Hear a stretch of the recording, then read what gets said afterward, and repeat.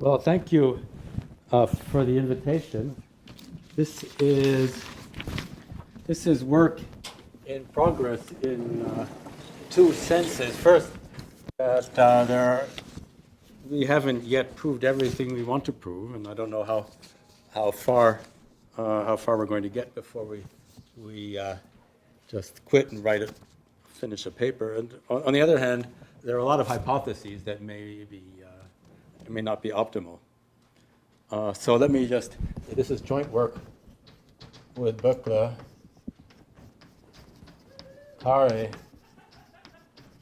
and Thorne, and it's in the setting of the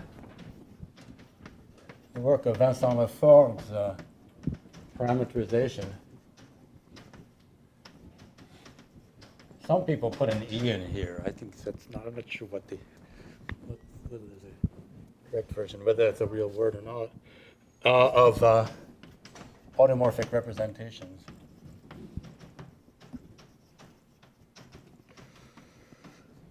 Of what?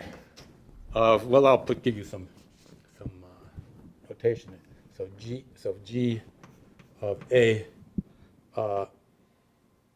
F, where G is any. I'll say it could be a reductive group, but let's say a semi-simple connected semi-simple group over F, and F equals, I'll write this, bold F of X, where bold F is some finite field of characteristic P, and X is a smooth projective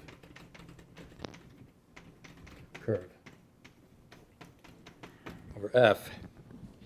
And so that's the setting. And, well, the story, which is probably well known, but maybe not well enough known so that to let me get away with not reminding you of a lot of basic notation, is that to a cuspidal, so pi cuspidal for G, he has a what is my notation? Sigma pi, sigma pi L. This is a compatible system of the Galois group, separable closure of F to G hat QL bar, or I should write the. So I write G hat. It's more complicated. Let me assume G is actually split, because in any case we're going to make that assumption, and I'm even going to assume that it's adjoint, because it won't be necessary for although it won't be necessary for the first part. At a certain part, the statements are only true, are only proved for adjoint groups. So split. In other words, this is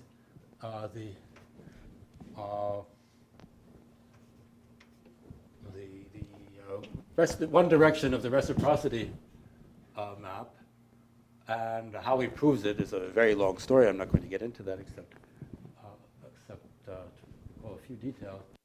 And of course, this is this correspondence means that the correspondence at so compatible with Satake parameterization, or Satake parameters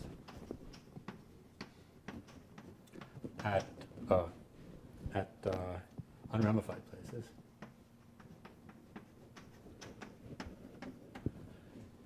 And then furthermore, let's say sigma, I won't write can you actually see this? Is this blocked by the paraphernalia here? Or I'll write it here.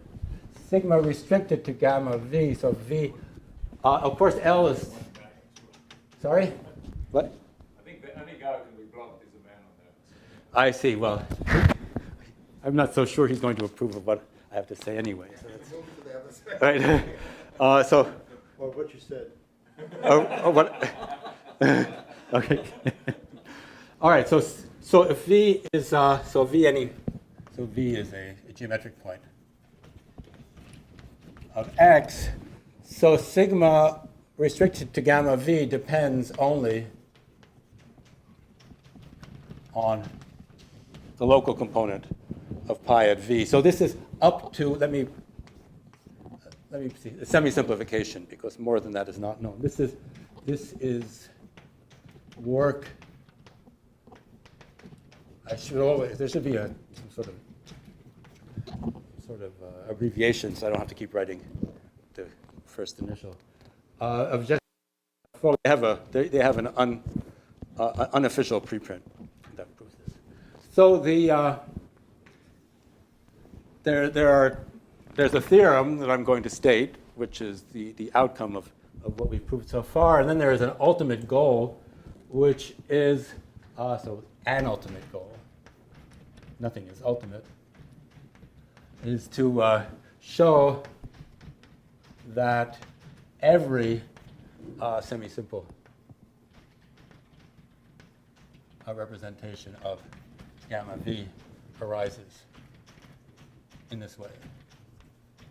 So this would be, therefore, so this is naturally a candidate for the local Langlands correspondence for the group G, and then this would be a step towards characterizing that, first saying that it's surjective on parameters, and then figuring out what is the fiber over in a given parameter. So that's the ultimate goal, and then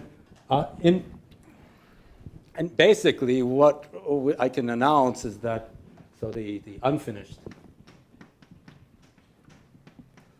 So this has been. So this it has been reduced,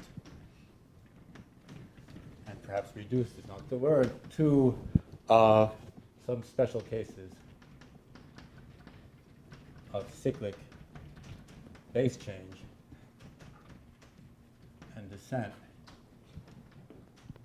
So in principle, this is the sort of thing that one could obtain from the trace formula. And therefore, we should say that since the ultimate goal, in a sense, is going to be dependent on knowledge of the trace formula, this is the trace formula over function fields, which, by the way, it's not written down, but people are working on it.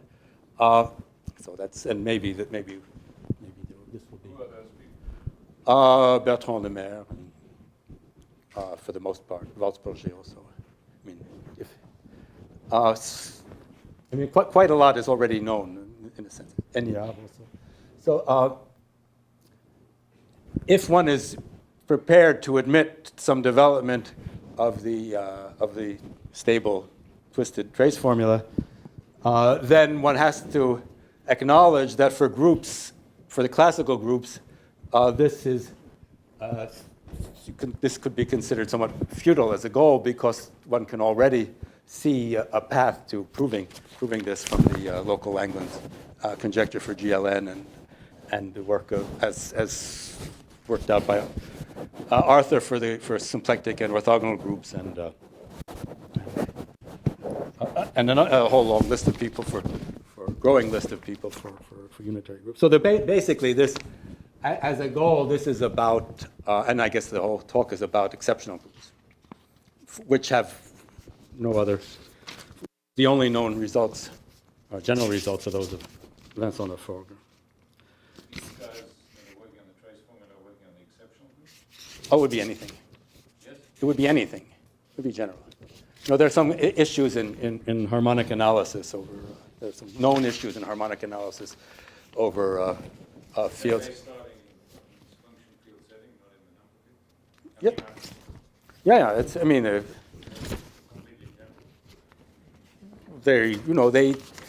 they are willing to work in whatever generality they think the audience demands. That's and if they feel there's no interest, then they will not. But they will do other things. But that's it's definitely a project. It's a project.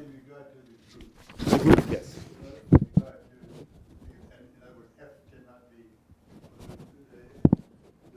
The curve cannot Oh, right, over finite field. Yes, that's what I have in mind. So let me state a theorem that's actually a proved theorem. So, okay, so theorem. So, let L different from P, and, okay, we have S.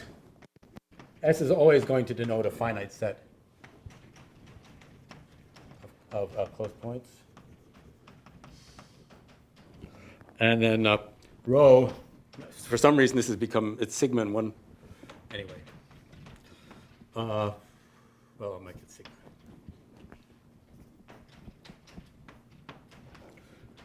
So here G is, I'm not going to repeat it is split and adjoint. A continuous representation with a Zariski dense image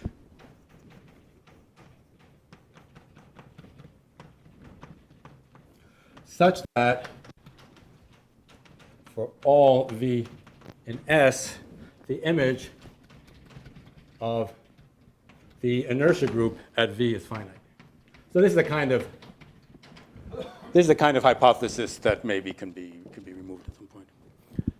Then there exists a Galois representation, but this is a Galois representation, a Galois extension. K over F, such that sigma restricted to the Galois group of K is automorphic, and K can be chosen to be disjoint from any fixed finite extension of F. So this is a potential automorphic theorem. So here's a Galois representation, which for some reason is written in this way rather than gamma of F. It's not a representation. It's a homomorphism with values in the dual group, and we assume that the inertia groups at the ramified places are all finite, have finite image.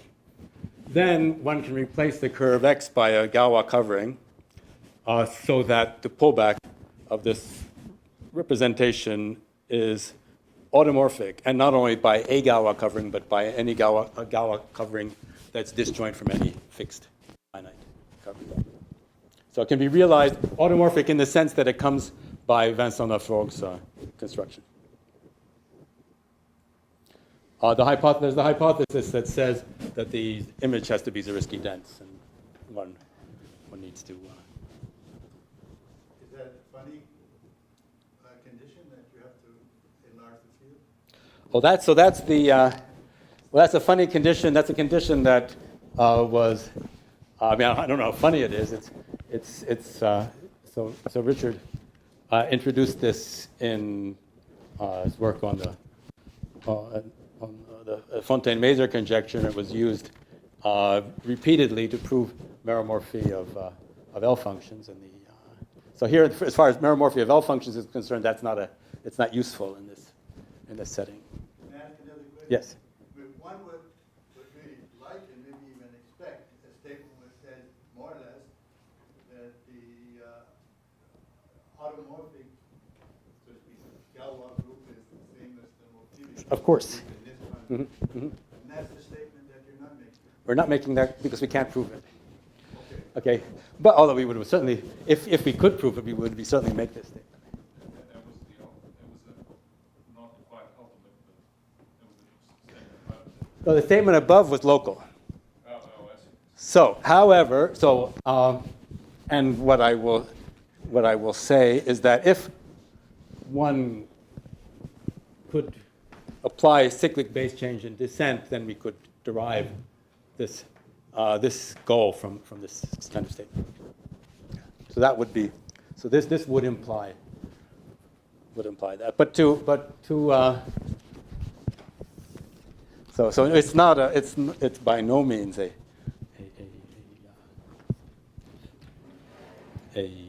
final objective. It's trying. The one can argue about whether this is the last stage of a process or the first stage of another process that might lead to the theorem that one really wants. But that's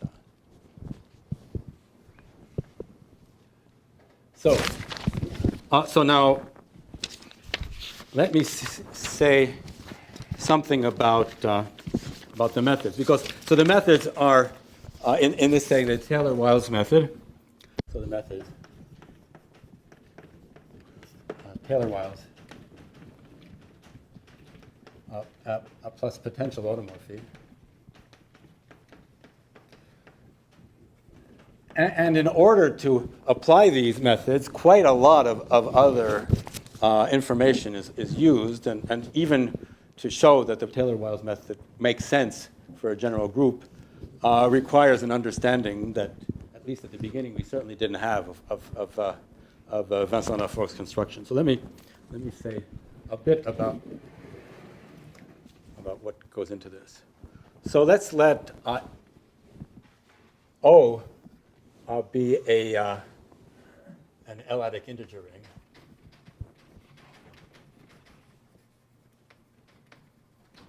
E, it's a fraction field, which is an L-adic field. K, the residue field. A finite field. And then now if an A equals O or K or E or maybe C or QL bar, some coefficients, and then we define, and that's like A of G, or Ks. Let me give you Ks, no, Kn. So N, so Kn contained in G hat of A is a level subgroup,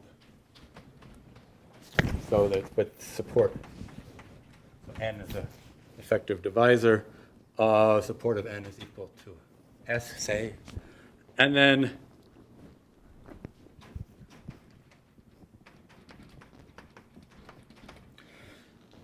the automorphic forms of level Kn with values in A are just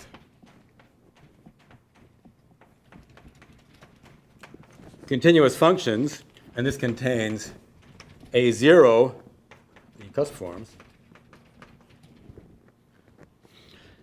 Now, so we have the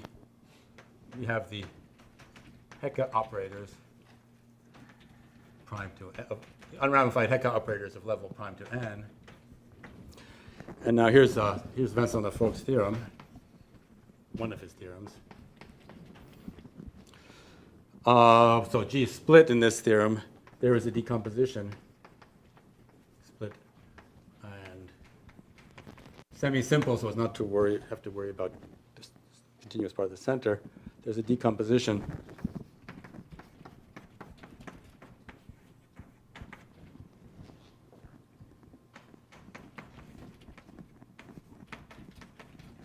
where sigma runs over Langlands parameters.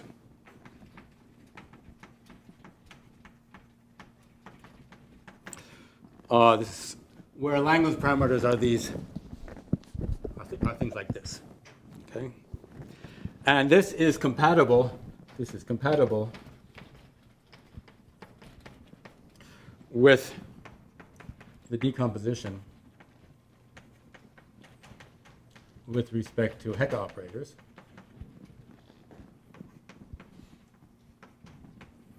And the conjugacy, if the conjugacy class of sigma Frobenius V naught in S corresponds to the Hecke, corresponds to the action of the Hecke of the Hecke algebra. I'll just write it this way.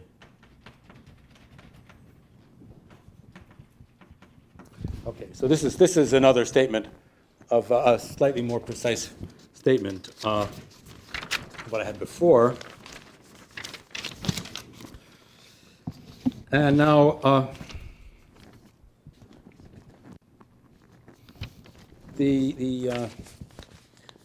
but these sigma actually start out as something more a bit more complex than just the characters of the Hecke algebra, and that's part of the point. So what does Lafforgue study? So let me state the theorem. Okay, there is an algebra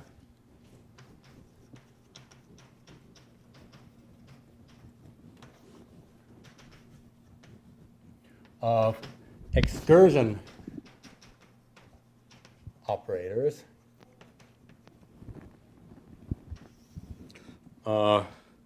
let's say denoted S, N, F, gamma, and I'll say what these indices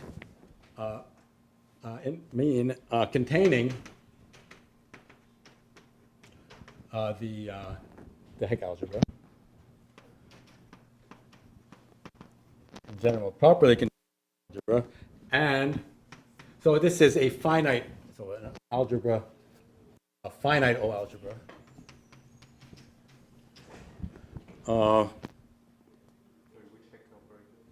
The unramified at outside N. The Hecke algebra. I'll call this T of N, which means just unramified outside N. And for any homomorphism to one of these rings, which is either going to be basically a finite extension of O, there is an, let's see. Maybe I'd better give you the notation because I'm not going to be able to make too much sense of this. So F, so what is F? So N is a natural number.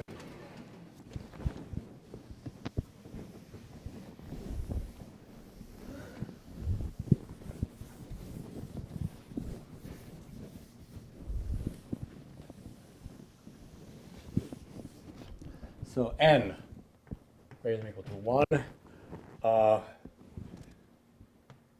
Gamma equals gamma 1, gamma n, and gamma f to the n, just an n tuple of elements.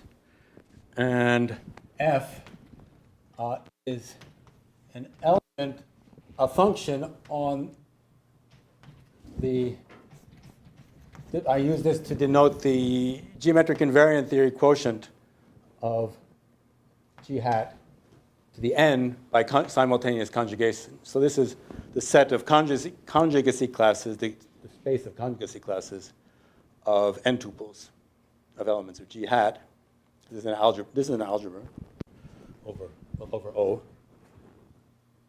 And now, so F is in there, such that, and for any the function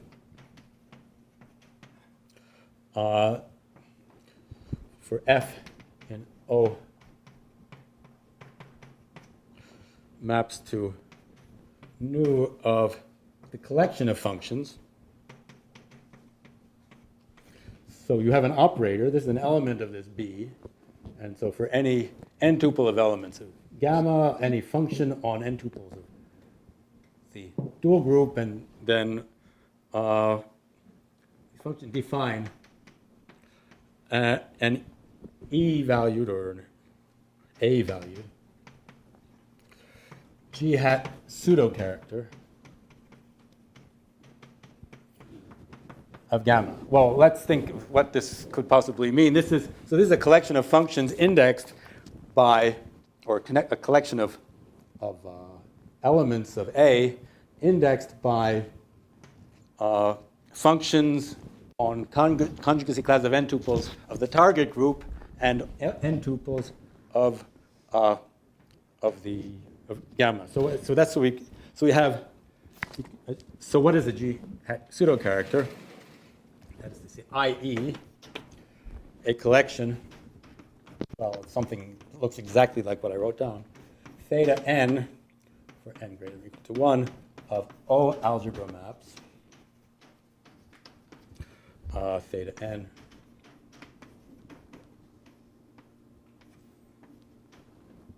Okay, so here we've got another way of writing it. Functions, n tuples invariant to continuous maps gamma to the n of A satisfying what kind of relations? Well, I would think it's best to call them simplicial identities. That is to say, as n changes, if you include g hat to the n in g hat to the m for m bigger than n, and you put ones in the function and ones in the n tuple, then they match. If you collapse to multiply the last two elements of g hat to the n, and the last two, so you take the multiplication function here and multiply the last two elements of the gamma, then they match. And so I believe I've asked some a certain number of topologists, and they've told me, in other words, so theta, so f, so this n is a function in the what should be a derived stack of maps from B gamma to B G hat modulo G hat. Except it's not quite that because there's a continuity condition. So this is some sort of pro-derived stack. So that's what this should be. So this is what the simplicial should be. So that's what is the point of getting this data? Well, the point is that the point is in the next theorem, which is an interpretation of a theorem of R.W. Richardson by Lafforgue. So if R is an actual homomorphism, then the collection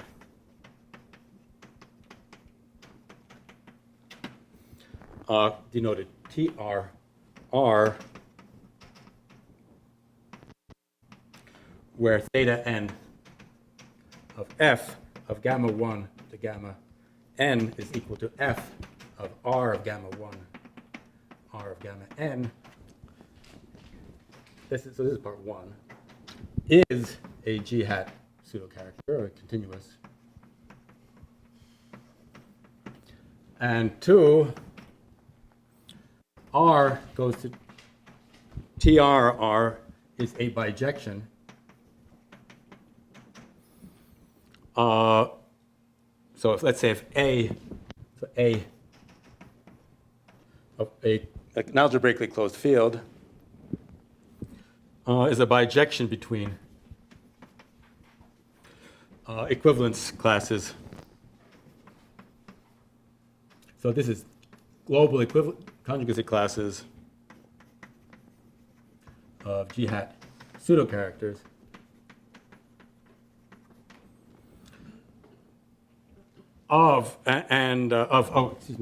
conjugacy classes of G hat completely reducible representations.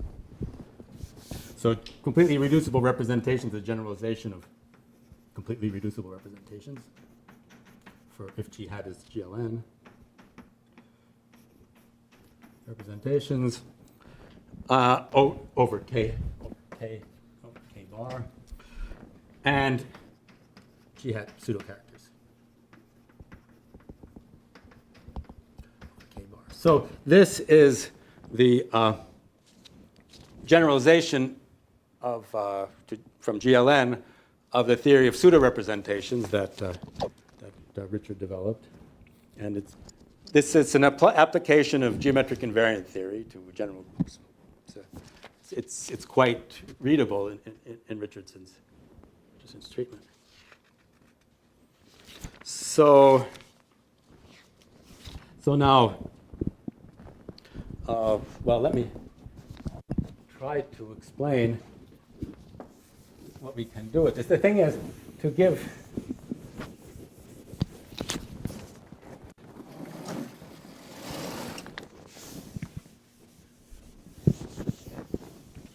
a lot of this is familiar, but then at various points, there are either strange obstacles or strange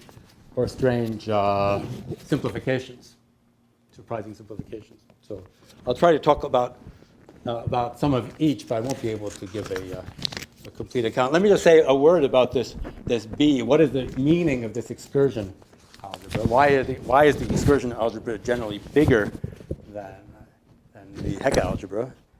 Well, the Hecke algebra only sees local properties almost everywhere of the representation. So for GLN, there's no difference between the excursion algebra and the Hecke algebra. But for general groups, it's possible to have two of these parameters, G-hat parameters, that are locally equivalent everywhere, but not globally equivalent. And such for SLN with n at least 3, these such parameters were constructed by Blasius, and there are other examples. They can be quite complicated. So the difference between B and T is conjecturally, because it's not, of course not proved, the difference between representations that are between local representations for. What do I want to say? The same automorphic representation, isomorphic representations of the Adel group can occur with multiplicity corresponding to the number of ways a local collection of parameters can be put together into a global parameter. I think that's a fair way of saying it. Under the hypotheses here, what I erased, that doesn't happen. When the representation, the image of the representation is Zariski dense, and then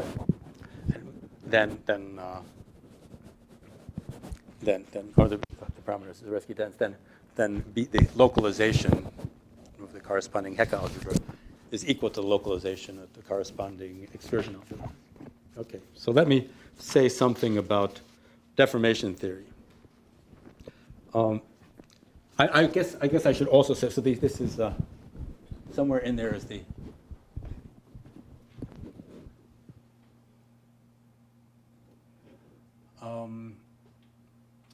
so I should also include in here the local compatibility with local unramified Hecke operators. But I've already said that, so I won't write it again. All right, so as I said, the method is start with the Taylor-Wiles method. So we start now with a sigma, and this sigma is probably going to turn into an R, but not sigma bar. So gamma is equal to gamma f to G hat of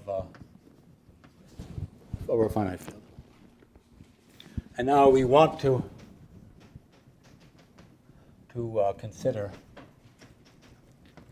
deformations of sigma hat and of the trace sigma hat.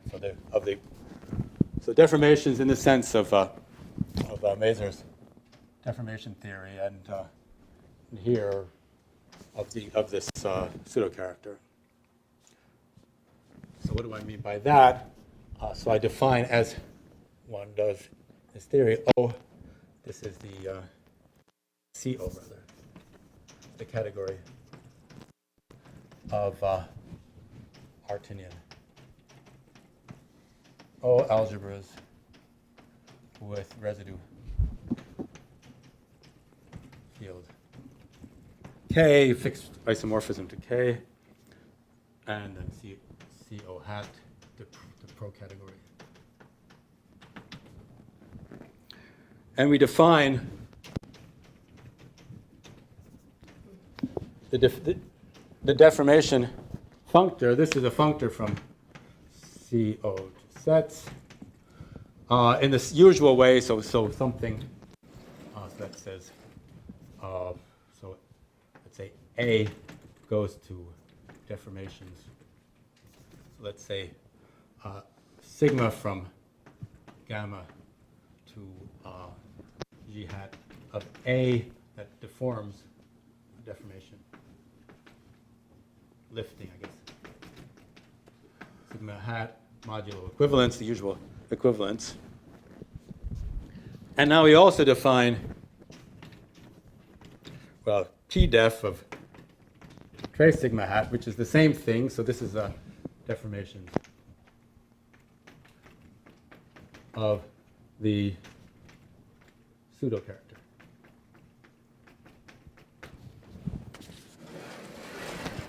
Now, in the theory of modularity, in the method of modularity, the first thing one does is to say that so one wants to prove. So one wants to prove something like, so this is represented by, say, R sigma hat, and this is represented, let's say, by R trace sigma hat. This is pro-represented in the category one under the appropriate hypotheses. So one is going to make the hypotheses that that this is absolutely or completely reducible, and in fact a little bit more than that. A little bit more, which I guess I'll get to. One wants to prove an isomorphism. So R sigma bar isomorphic to T, so to CT of pi sigma bar if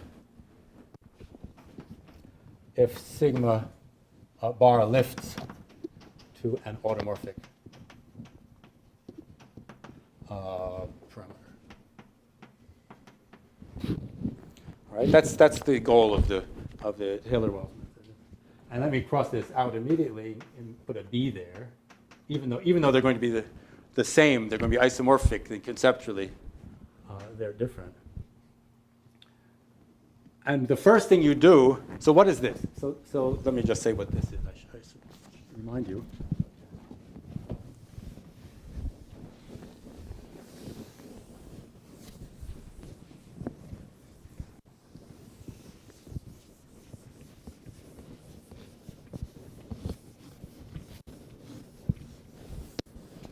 So remember we had this nu, we have nu. Suppose we have a homomorphism of O homomorphism from B to K, this excursion algebra, and then the kernel, so M, and so in such that sigma bar is associated to nu, this homomorphism. So we assume that the parameter sigma bar comes by this procedure from the pseudo character attached to nu, right? So then we let M sigma bar be the kernel of nu. And then we can, so that, so B pi sigma bar is equal to B completed at M, right? Then, So B acts on, so this decomposition, I said it, but I should say it again. This decomposition is a decomposition of corresponding to characters of B. So this, the decomposition. So let me write this. This decomposition is given by characters of B. Okay. And so this corresponds to the collection of sigma congruent to, so sigma nu sub sigma, sigma prime congruent to nu, let me write a nu sigma, nu sub sigma, mod L, I guess, or mod some prime dividing L. Okay. That is to say, this is the completion is some lattice in the sum of the A0 sigma defined by this property. Okay? So one gets a, so the first thing one does is one wants to show that there's a map, and one shows that there's a map from R sigma bar to get a map from R sigma bar to B M, or B sigma bar, let's say, which one then shows is an isomorphism. One needs to construct a parameter of, let's say, sigma tilde from gamma to G hat of B, whatever I want to call it, pi sigma. All right, now one has a parameter with values in the direct sum of this tensored with QL. And in order to get this parameter, one needs to generalize a theorem of Khare that's used at the start of the Taylor-Wiles method. And here's the generalization.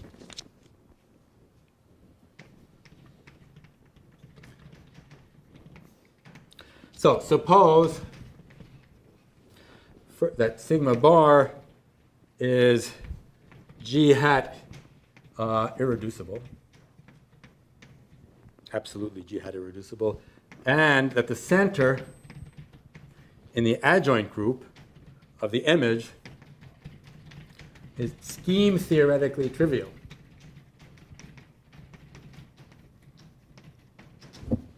So it could be something zero-dimensional, but not trivial. Then the functor, the natural functor, or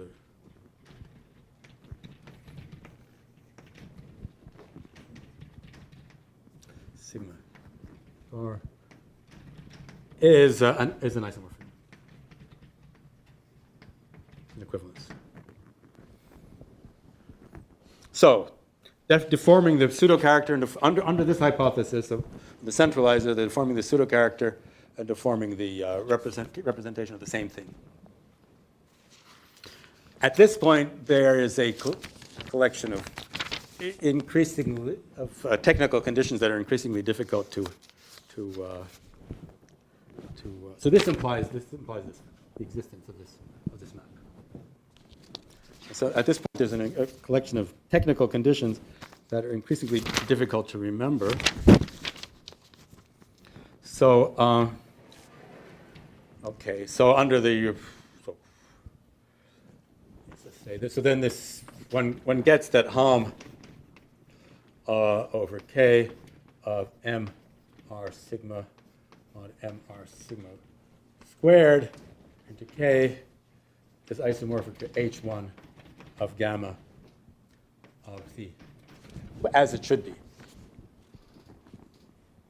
So this is unrestricted at outside of S, or at S. It's unramified outside of S and unrestricted deformations at S. All right, now a few words about what happens at the next stage. The next stage in the Taylor-Wiles method is to compute this by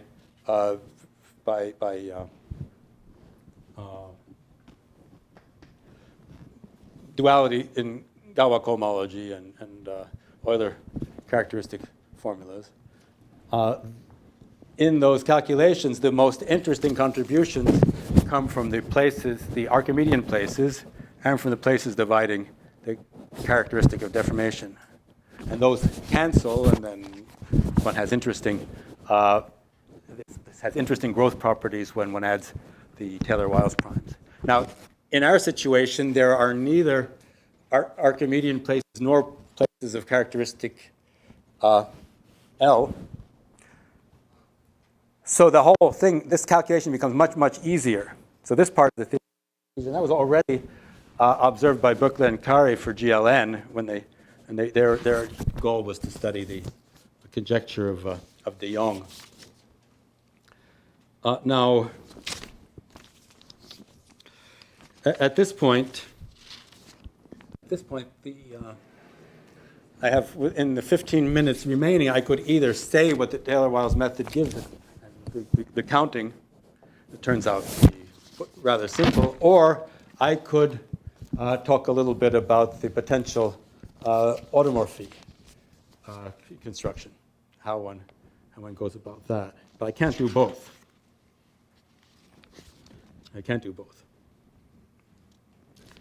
Because there's only three. You must have decided before you came which. I already decided. But I'm We say one, we'll do the other. see. Well, I don't know. I've already explained this to Richard, so he doesn't get to vote. But no, I will say something about the. In any case, I have to say something about the former in order to get to the latter.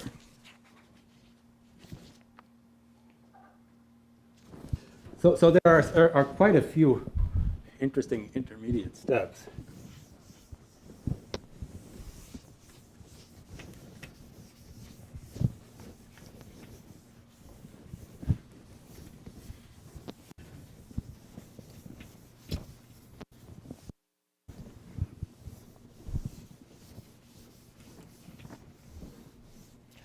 And so one step is the following theorem. So suppose there is an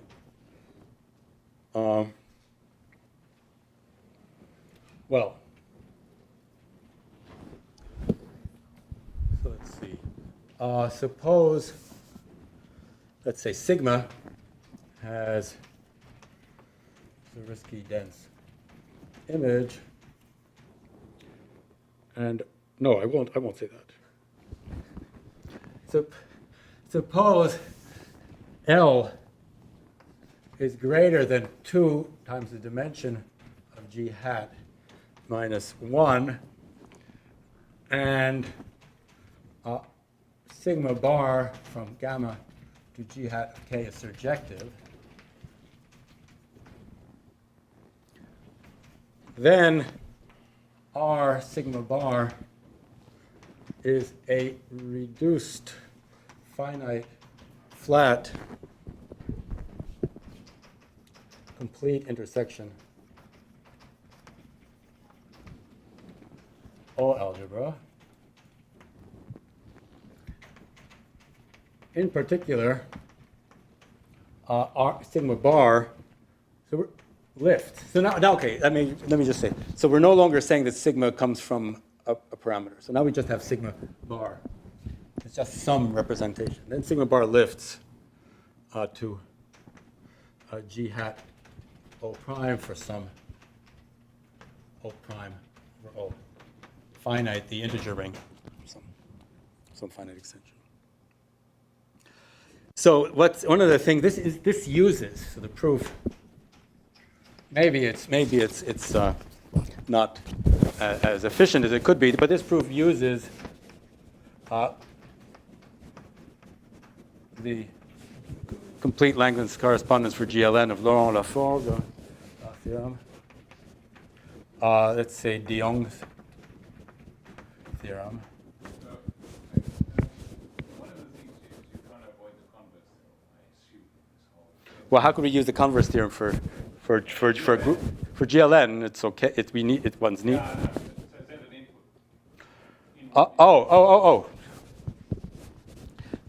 input.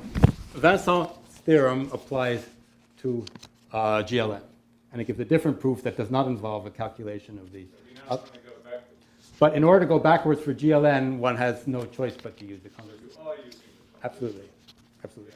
So suppose I use it. I'm not using it. Vincent. is using it. Suppose I just developed a trace formula. Yes. Right. Right.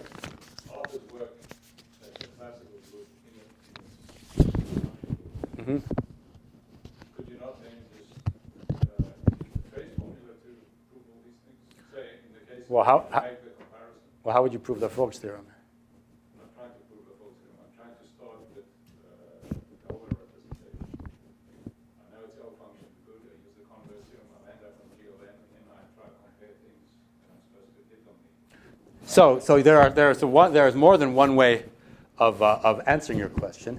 So for a group, for a classical group, one can use use twisted endoscopy, and then obtain.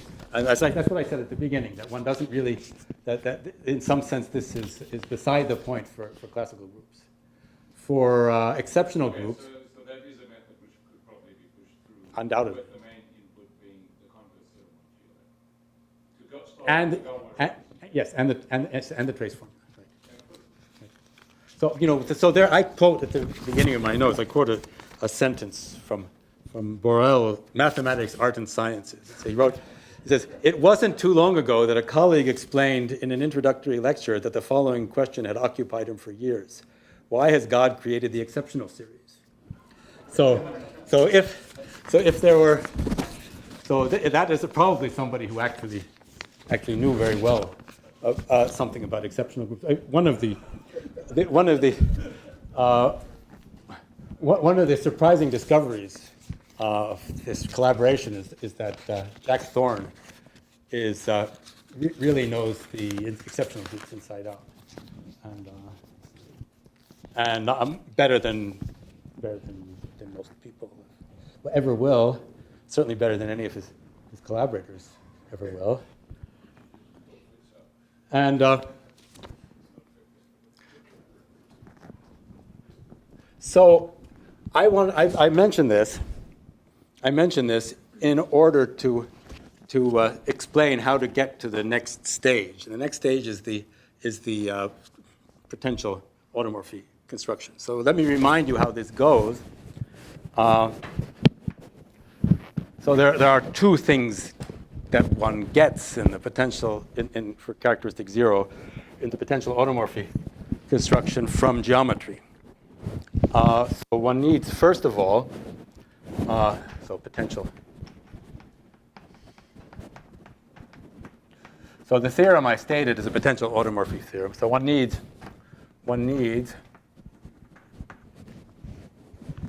so of some lift of, say, sigma bar. So we're starting with our sigma bar. We want to show that it has some lift that's automorphic. So first, one needs a class of universally automorphic Galois parameters. That is to say, so let's call them tau from gamma to, let's say, g hat, that is automorphic, and such that tau restricted to gamma of f prime stays automorphic for any finite separable extension f prime over f. So that's what one of the things one needs. Now, in the case for characteristic zero, the first GLN and unitary groups, one uses induced representations from Hecke characters of a certain type.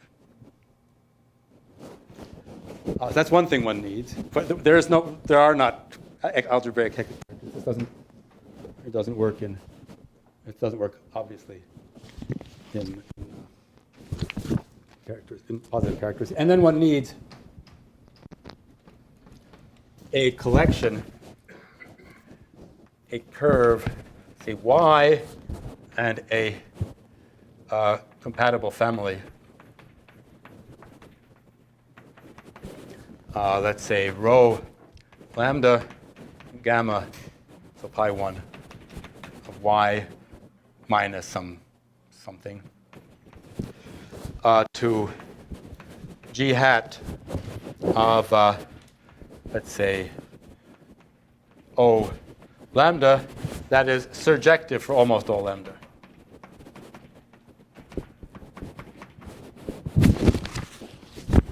Once one has that, one can construct a point on a certain moduli space using a theorem of Morey-Bailly.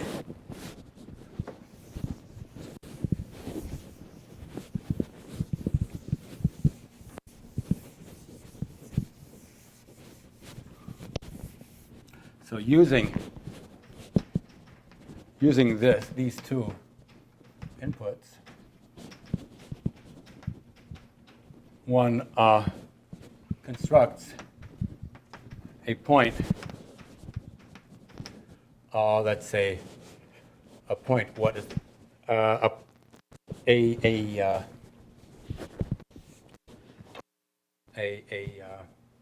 compatible family. Let's call it, I've used up the letters. Let's say alpha lambda from gamma k for some k over f Galois to G hat of O lambda, such that and 2 primes lambda 1 lambda 2, such that alpha lambda 1 bar is equivalent to our sigma bar, and alpha lambda 2 bar is equivalent to some tau bar lambda 2, where this is one of these universally automorphic parameters. Then I won't write this down. Then one applies, if one has a robust automorphy lifting theorem, as one does, I didn't write it down, one, because there are a lot of hypotheses, one shows this one is automorphic, so this has a lift that's automorphic, so every lift is automorphic. So this one has a lift that's automorphic, and every lift this is automorphic, so this is automorphic, but only after restriction to k. All right? So let me just conclude by saying where one gets these two inputs. Well, the second input is actually a consequence of this theorem. Using the lifting theorem, one can show that there are lifts with Zariski dense. This is surjective. So mod m to the I for all lambda and all I. So there's Zariski dense maps with Zariski dense emissions. So these homomorphisms are surjective for all covering. So the monodromy is of the family is as large as possible. So that's where this comes from. This actually comes indirectly by a series of steps from Laurent Lafforgue's theorem. Okay? This part comes from Jack's intimate knowledge of exceptional groups.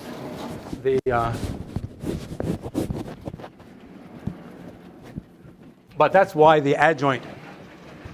This is why the adjoint condition is necessary, because in order to get an automorphy lifting theorem for the parameters I'm about to write down, one needs to know that the group is adjoint, that the dual group is simply connected. So to get the universally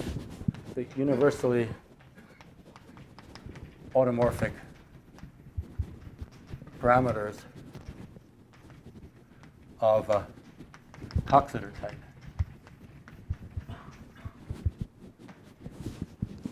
That is to say, so if given f, let there and there's some character and t in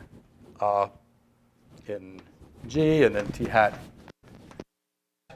And then take a homomorphism, let's say beta or chi, let's call it chi, from gamma f e to t hat of whatever, say O, for example, where E over F is the Coxeter number of G. And then you extend it to gamma F to G hat. Oh, so this is cyclic extension. So that a generator, G in the Galois group, E over F as a generator, acts by a Coxeter element. So I've gone over, let me just say what's known about this. So the construction of these in the generality needed to obtain the goal of that is to say the local goal is depends on being able to apply the twisted trace formula in the same way that Arthur and Clauzel construct automorphically induced representations. So far these are not known to be automorphic. However, in order to get the potential automorphy theorem that I stated, one can use a theorem of Braverman and Gatescory, who actually do construct these, but in a situation where E over F is given by an extension of the constants. So they have a paper of 1999 in which they construct precisely these parameters. It's called geometric Eisenstein series. And they construct them in this setting when E over F is an extension of the constant field. So that allows us to apply the potential automorphy argument in order to get some result of that kind, but it does not allow us to apply it in a situation that can be then used to get what we want for the local. But this is, as I say, still in progress. Okay, and sorry for going over.